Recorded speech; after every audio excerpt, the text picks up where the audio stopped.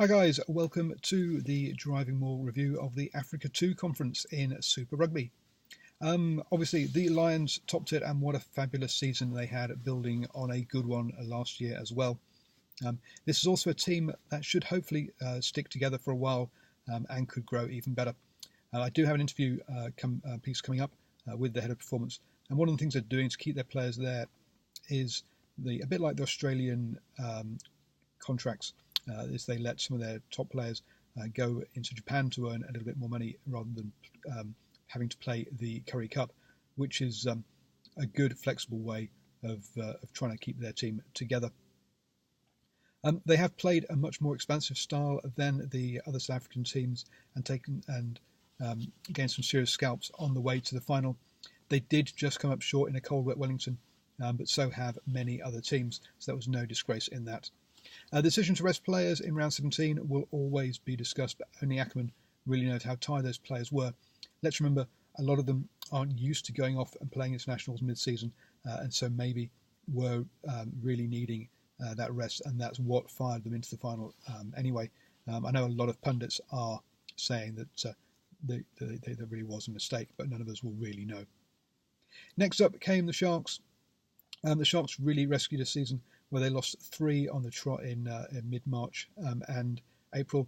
Their problem was consistency. I mean, they beat the Landers away, but drawing with the Bulls and losing to the Blues shows that they had up and down games. Probably the best of the rest, which meant they lost to the top sides, but aren't quite there. But good that they got to the playoffs. They need to grasp the new expansive style that is winning and become more potent with ball in hand, really. Losing Lambie late on in the season didn't help their playoff campaign either, but I think the Canes would have been too much for them anyway. They are losing a few senior players in the off-season, so it'll be interesting to see how they cope with that transition going into next year. Next up were the Jaguares. People got overexcited about them, really, after Argentina's Rugby World Cup performance. Yes, they have a whole host of internationals in there, but as an organisation, they don't know how to travel. So how to structure recovery and training when on the road? And they also had an awful lot of travel. So they'll have gained a lot from that as an organisation, rather than necessarily just the quality of the players here.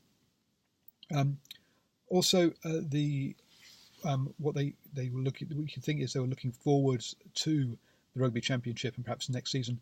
They did a lot of rotation. They have a lot of players game time, and so I do think they will be a big step up, and maybe will be able to challenge the Sharks next season. But I can't really see them. But let's keep our hopes for them in check.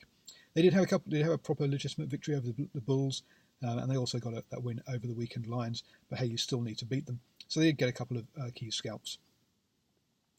And then at the bottom of the group were the Kings, and boy, are the Kings a mess. The players and coaches weren't getting paid, and they also went into liquidation last week. They have had a reprieve, but they don't have long-term funding, so they really need to get the house in order. Because of all of that, and with players do need to pay their mortgages and feed their families just like the rest of us.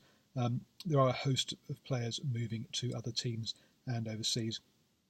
So next year is going to be a hard slog, whatever happens. First up that they need to do is to get the back of house sorted out so that they know where the funding is and they know their structures are right. And then in future seasons, they may be able to get better. But this again is another team I can't really see challenging or taking any major steps forward next season. So the Lions, I think, will progress. I'm expecting the Jaguares to as well, and we'll have to see what happens with the Sharks. This could be definitely the more competitive of the 2 African conferences, and it will be interesting to see how they go next year. Okay, I'll be doing my review of the final conference, New Zealand conference, soon, so please have a look at that as well. Cheers, guys.